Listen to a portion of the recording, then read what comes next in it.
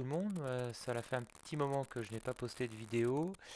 J'étais pas mal occupé à faire de la peinture dans la maison. Donc j'ai mis un peu de côté les sorties vélo. Mais le temps n'était pas forcément là non plus. Donc c'est pas trop grave. Je voulais quand même continuer à faire quelques petites vidéos avant de partir en vacances. Où je vous ferai de belles vidéos.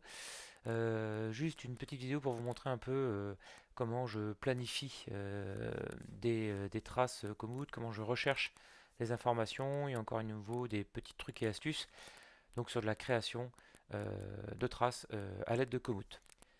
Donc en fait, toute création de traces, lorsque je vais en vacances quelque part, commence par une recherche de circuits sur différents sites internet. En gros, je lance quelques recherches et je trouve pas mal d'informations. Donc là, je vais retourner au lac du Salagou dans l'Hérault. Donc je fais quelques recherches, voilà, Gravel, lac du Salagou, VTT machin, traces GPX, etc. Bref, ça je vous laisserai faire ces recherches comme vous voulez. Il y a beaucoup de sites sympathiques où on retrouve pas mal de traces. Là, j'ai fait une recherche Google basique. Et puis voilà, je tombe sur des trucs des fois, des petites pépites sympathiques, où je vais faire la vidéo avec cet exemple-là. Il y avait une gravelle caminade, apparemment, près du lac du Salagou. Donc en gros, voilà, on clique dessus, blabla, super sympathique. Quelques photos, en plus ça montre les circuits très gravel, donc c'est génial.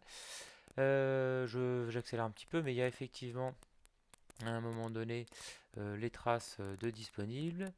Et puis on va donc récupérer cette information. Alors c'est au niveau, là vous voyez, des fois c'est sur le site directement qu'on récupère les traces. Là c'est sur Strava, donc écoutez, on clique dessus, etc. Bon, je suis déjà connecté. Et ça y est, voilà, on peut récupérer ici la trace. Donc ce que je fais, voilà. Donc cette trace venant d'être récupérée, je vais aller voir un petit peu ici. Donc cyclo, gravel, caminade, elle est bien nommée. Je vais partir de cette trace là pour la récupérer dans Komoot. Donc Komoot. Euh, Ici, voilà, vous pouvez faire planifier un itinéraire ou directement faire le petit plus tout en haut à droite pour récupérer la trace GPX. Soit vous la glissez ici, soit vous allez la chercher dans vos éléments. Alors que je ne dise pas de bêtises, c'est celle-ci, voilà, transférer. Donc ça reste du basique. Le temps de chargement, allez. Alors moi je choisis toujours d'importer, cet import, ça c'est voilà, c'est pour faire une trace, ça c'est une activité, pardon, c'est pas cette étape-là. Mais dans les deux autres options suivantes, donc je choisis bien sûr le type de sport que je fais. Et voilà, c'est ces deux options-là dont je voulais vous parler. Moi, je prends toujours itinéraire initial pour conserver les formes, enfin les courbes de la trace et ne pas refaire calculer ça par Komoot. Parce que là, en plus, c'est une trace spécifique Gravel, donc normalement, ça devrait être bon. Euh, Sinon, il y a des recalculs et on se retrouve à repasser par la route alors que ça passait dans les chemins. Bon, bref. Là, on va arriver dans Komoot avec le circuit, on lui redonne un nom. Je vais l'appeler vidéo Komoot cyclo-gravel caminade. Voilà, ok. Me voilà dans ma trace. Alors, la première des choses, c'est déjà de regarder un petit peu comment elle est. J'agrandis la carte. Et puis, je regarde le point de départ. Alors, déjà, je remarque que c'est pas une boucle. Ça, c'est pas très grave. Je vais le transformer après. Ça fait partie des premières choses que je fais, hein. Vous pourrez revoir ma vidéo précédente, une de mes vidéos précédentes à ce sujet, où je réorganise et je remodifie les traces. Donc je regarde un petit peu par où ça passe, si c'est pas mal, si il y a pas mal de chemin, etc. ou pas trop de difficultés. Je regarde un petit peu les caractéristiques, les kilométrages, les dénivelés, etc. Donc là, première des choses, ça va être de modifier cet itinéraire pour en faire une boucle. Donc, je vais modifier l'itinéraire.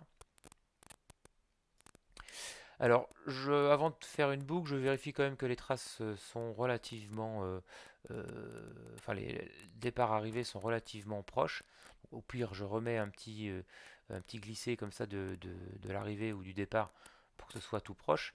Et je mets à la place d'aller simple, je mets boucle. Voilà, comme ça, il n'y a pas trop d'erreur ou de recalcul qui se produit. Vous constaterez au passage qu'on a maintenant à nouveau les traces, ça c'était des nouveautés, de des anciens passages.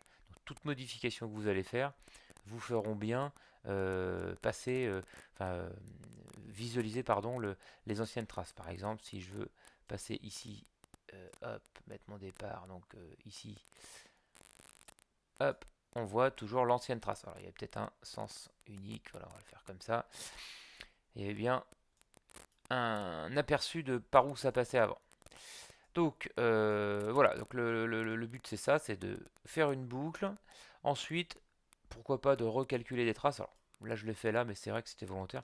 Plutôt que de prendre un axe, je dirais une plus grosse route, je préfère passer par des petites rues comme ceci, ça sera bien plus sympa. Et ce qu'il faut faire après, bah écoutez, c'est point par point, avancer sur la trace et vérifier s'il n'y a pas d'erreur. Vous avez vu ici, je venais d'en corriger une, enfin c'était dû à mon retraçage, mais euh, c'est important de suivre point à point. Souvent, ça fait passer aussi par la route. Par exemple, ici, vous voyez, il y a un axe vert. Il faudrait peut-être plutôt sympathique de le prendre. Alors, je suis pas sûr qu'en arrivant d'ici, on puisse passer dessus. Après, je peux faire un essai en faisant inclure à l'itinéraire. Mais vous voyez, il me le fait pas prendre comme il faut. Ceci dit, je vois qu'il est là-haut. Je pourrais peut-être plutôt aller par là pour faire le tour du rond-point. Ce sera quand même sûrement plus sécure que ce gros rond-point. Ensuite, on continue. Voilà, donc vous allez me suivre comme ça avec le retraçage. Là, pareil, je vais essayer de repasser par cette voie ici. Écoutez, ça passe. Bon, là, je ne vais pas prendre le risque. C'est peut-être un petit chemin, un trottoir, je ne sais pas. Bon, encore une fois, on n'est pas au mètre près. Alors, des traces comme ça peut arriver qu'il y en ait. Pour les diminuer un petit peu, c'est donc de l'approximation. Bah, moi, je refais un peu vous voyez, je rapproche les points comme ceci. Alors, il y a un ordre, là, ça s'est retracé n'importe comment. On va faire comme ça, voilà. Euh, inclure à l'itinéraire. 8, 9, 10. Alors, pourquoi il ne veut pas me faire passer comme ça alors que l'itinéraire était, était bon tout à l'heure. Il y a peut-être une histoire de sens interdit hein, où on passe sur les trottoirs à cet endroit-là. Voilà, ce qu'on va faire, c'est qu'on va rester. Ah, là, je vais essayer ça. Non. Là, on va rapprocher celui-là. Toujours pas. Je vais mettre un point supplémentaire.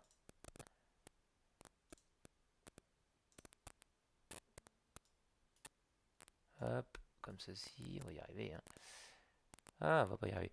Alors, si ça merde un peu trop, ouais, par rapport à ma modif, c'est du, c'est du live là. Hein, de toute façon, euh, je reviens en arrière jusqu'à avoir finalement la trace d'origine qui était pas si mal au final. Alors là, 8, 9, mais il me fait une trace en travers. Et vous voyez qu'il me fait passer par en bas. Bon, bah tant pis, je vais conserver ça. Je sais que j'avais réussi à m'approcher un peu tout à l'heure. Non, non plus. Bon, tant pis, on va garder ça comme ça. Mais il y a des fois où ça peut être pratique. Là, c'était une histoire de sens interdit, je pense. Et donc, on va sûrement passer sur les trottoirs. Après tout, d'ailleurs, en plus, regardez, on est en train de faire un truc. Et je me rends compte que ça sert à quoi de faire ça? Pour quelle raison on fait ça alors qu'on ne peut pas passer par la voie verte ici? Et hop, tout de suite, je change d'avis et je passe plutôt par là. Ça sera bien mieux. Alors, voilà. Donc, ce que je vous disais sur ces petites traces, comme ça, des fois, c'est ça, hein, c'est suivre l'itinéraire. Hop, hop, on la remet. Et oui, ça retrace le truc. Ça, c'était les astuces que je vous ai déjà montré. Bon, c'est une grande route là, ça me plaît pas trop. Je vois la route en bas ici, de la voie verte là. Je me dis que ça doit être quand même assez roulant. Hop, je change d'avis. Je veux passer par là, effectivement, oui. Ça passe au bon endroit. Alors, je connais un petit peu le coin ici. Alors je vous dis c'est du live, mais j'ai déjà quand même regardé la trace avant, hein. Je triche un peu, mais c'est le pont du diable qui est génial ici. Euh, je sais que ça passe, et au pire je pousserai le vélo à la pied parce que c'est quand même plus sympa de passer par là. Donc là aussi je vais plutôt choisir de passer ici. Donc ça suit bien là, comme ça je remonte pas les escaliers. Là il veut me refaire monter là-haut, alors je vais lui forcer à venir par ici en rajoutant quelques points. Vous voyez, hop, ça reprend la trace et il me refait prendre la route ici. Impeccable. Et là, de toute façon, ce circuit, je pense que je le ferai en vidéo et comme ça vous découvrirez plus tard. Alors, on va dire quand même quelques semaines plus tard, je vais passer mes vacances d'abord et faire les vidéos après. Mais je remontrerai tous ces points de passage en vidéo plus tard. Donc là, c'était la trace habituelle. Là, je vais lui faire confiance sur cette route. Surtout des coins comme ça. Alors, je sais qu'ici c'est très très encaissé. Je ne prendrai certainement pas le risque de passer en gravel dans ces chemins-là. Même en VTT, il y a souvent du portage. Donc là, je laisse cette trace. Tout ça me paraît pas mal. Là, vous voyez, ce genre de petite erreur qui peut être agaçante. Ça nous oriente sur une trace, on avance et on se rend compte qu'on n'est pas dans la bonne trace. Donc, des petites corrections, obligé de faire comme ça, morceau par morceau, mètre par mètre. Ok, ça me paraît propre. Impeccable. Alors pareil, une autre remarque aussi lorsque vous faites votre trace, c'est tous ces petits points d'intérêt qui peuvent être des points de passage pour faire des photos, etc. Donc il y a certains points qui s'affichent ici sur la carte. Si vous voulez voir un petit peu, c'est quand on fait des recherches, vous voyez, tous les points sont checkés ici et on peut rajouter des points d'intérêt. Alors ce que je vous encourage à faire par exemple, c'est de mettre, moi j'ai fontaine publique par exemple pour te rafraîchir, pas forcément pour boire, hein, c'est pas forcément potable, mais pour te rafraîchir, ça peut être pratique de voir qu'il y a des petites, des petites fontaines, je me suis trompé de case. Bon, ok, toilette publique aussi, c'est intéressant. Donc vous pouvez comme ça checker des éléments, des points où vous pouvez peut-être vous arrêter boire un coup. Boire une bière, bah, gastronomie, ce genre de choses. Donc quand on coche ceci, bien, vous allez avoir d'un seul coup, oui, tiens, les petites fontaines qui apparaissent qu'il n'y avait pas tout à l'heure. Euh, Autre point important, c'est quand vous êtes là-dessus, vous dites ok, bon, c'est une petite fontaine, mais qu'est-ce que c'est? Eh bien, vous avez ici, depuis un certain temps maintenant, mais ouvrir Google Street View. Et instantanément, vous voyez, on se retrouve sur place à voir déjà l'état de la route, que c'est pas de la route, et bien du chemin, hein. Bon, les voitures passent, mais et la fameuse fontaine, vous voyez, bah, je sais pas trop où elle est. Là ici on le voit pas, alors il faudra peut-être monter un peu pour la voir, mais en gros il y a des fois on la retrouve facilement. Et imaginez sur place, ça serait peut-être plus dur. Alors c'est peut-être en bas ici, hein. Et bon, vous voyez, on va pas la trouver. Bon, c'est pas grave. Le but n'était pas de trouver la fontaine. Mais ça peut être vachement bien d'activer ce point Google Street Map pour rechercher justement un endroit qui peut être un peu caché. Donc voilà, ces infos sont intéressantes. C'est pareil sur la route, hein. Quand vous êtes sur un chemin, il y a accès, alors pas tout le temps, hein, mais il y a accès au Google Street View. Comme ça, vous voyez un peu la côte. Vous voyez là, ça monte pas mal. C'est du béton, donc c'est vraiment de la côte un peu moche. Donc pour le gravel, ça sera génial et ce sera pas du grand passage, donc ça me conforte dans la trace à prendre ici. Donc ça c'était une petite astuce sympa. Euh, et on suit, on continue comme ceci à checker un peu le chemin. Je vais faire toute la trace quand même pendant la vidéo. Je vais le faire un peu plus rapidement. Voilà, voilà. Là, ça me paraît pas mal. Bon, si on loupe un truc ou deux, c'était pour la vidéo, c'est pas très grave. Il y a un dernier point que je veux vous montrer. Alors là, je vais redézoomer. Ok, bon, on a amélioré deux trois trucs. On va déjà donc enregistrer ce tour-là. Mais ce qui me convient pas ici, c'est que, alors je vais revenir ici, c'est que mon point de départ ne me va pas. Donc ce point de départ, en fait, moi, je vais être au camping ici. Alors, ça, c'est une sortie de 64 km.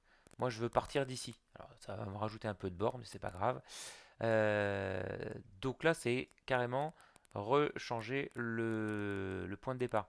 Surtout ne pas faire de cliquer-glisser, sinon il va vous péter toute cette trace ici. Et je me dis qu'en arrivant par là, on devrait pouvoir passer. Alors forcément, oui, il y a l'autoroute, ça passe pas partout et il va falloir sûrement remonter par là-haut. Donc là, je fais réduire ici, voilà, et vous allez trouver ça sur la partie droite.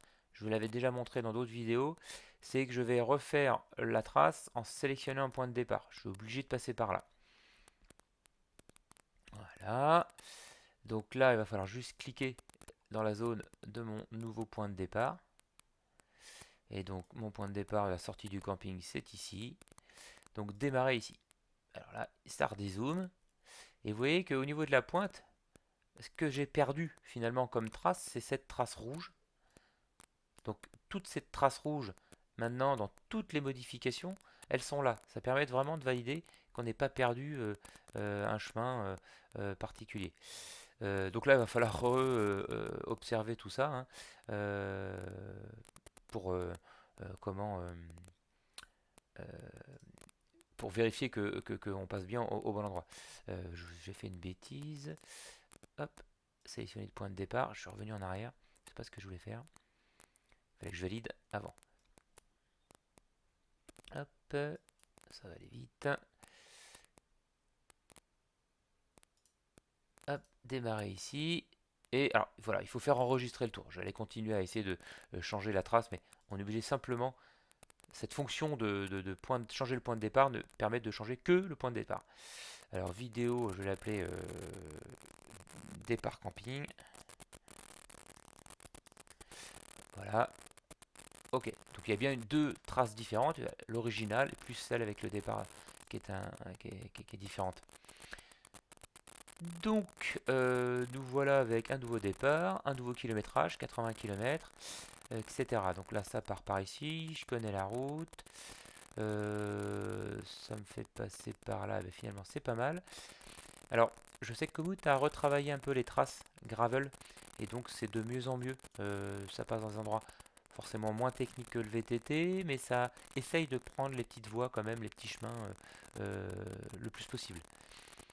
Je vais me dire que c'est pas trop mal, ou il faudrait passer par là plutôt. Pour le retour, bah non, non, ça passera pas ici, c'est trop encaissé. Donc je vais pas avoir le choix, je vais lui faire confiance là-dessus. Pour le retour, donc on avait dit que la trace ici qui était enlevée, c'était ça. Bon, je vois que c'était une grosse route. Écoutez, ça me manquera pas. Par contre là, attention, il y a des erreurs. Donc modifier l'itinéraire. Voilà. Et ces points-là, forcément, il va falloir les remettre sur la voie. Et puis là, pareil, vous voyez, il y a des traces ici qui me paraissent pas mal. Là, c'est une route. Est-ce que ça serait pas mieux?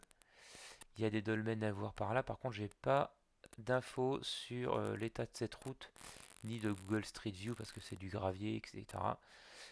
Pour 80 km là, je vais pas le prendre. Vous voyez qu'on va avoir beaucoup de kilométrage, donc je me dis, j'arrête de pointer dans tous les chemins. On va déjà essayer de découvrir la région comme ça. Donc voilà, ça me paraît pas mal comme trace. C'est pour les petits trucs et astuces. Écoutez, j'espère que ça aura été bien pour vous. Moi, ça me fait plaisir à chaque fois de faire ces vidéos. Alors n'hésitez pas encore une fois à me reposer des questions et à me dire si tout ça vous a bien plu. Et puis pour ceux qui ne sont pas abonnés, bah, abonnez-vous et puis commentez. C'est toujours intéressant d'échanger des différents points de vue ou des astuces que je n'aurais pas non plus moi vu tout de suite. Donc bah, écoutez, à bientôt et puis à la prochaine vidéo.